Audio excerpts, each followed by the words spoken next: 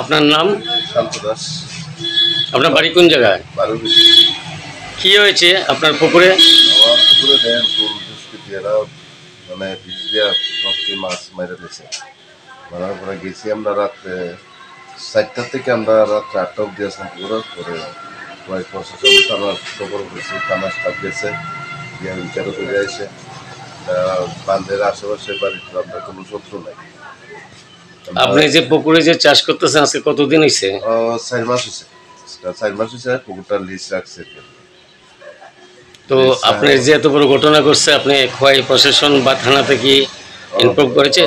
করছি ইনফরমেশন করছি। তারপরে থানার স্টাফও গেছে, তারা গিয়ে রাত্রেবেলা দিকে আইসে বিষের বোতল দিয়ে গেছে। কি পাওয়া গেছে? বিষের বোতল খাইছে আর কি একটা। আমরা কিছু কিছু বাড়ি ঘর আছে এদিকে সবাই আমরা মাছ ধরলে দিই, এমন তো শত্রু নাই জানা মতো। কারোর প্রতি আপনার কোনো আশঙ্কা বা শত্রুতা আছে বলে মনে করেন, সন্দেহ করেন কারোরে? কিছু আছে, একজনের একটু সন্দেহ করি। আমরা যে সব পুকুরে কাজ করতাম গেছি, তারা অবজেকশন করছে।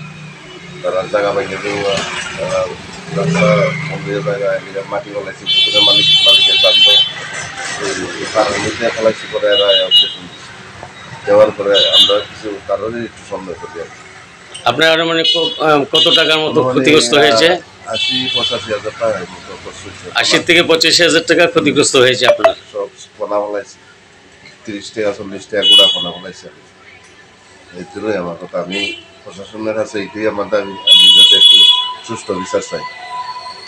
ঠিক আছে, ধন্যবাদ।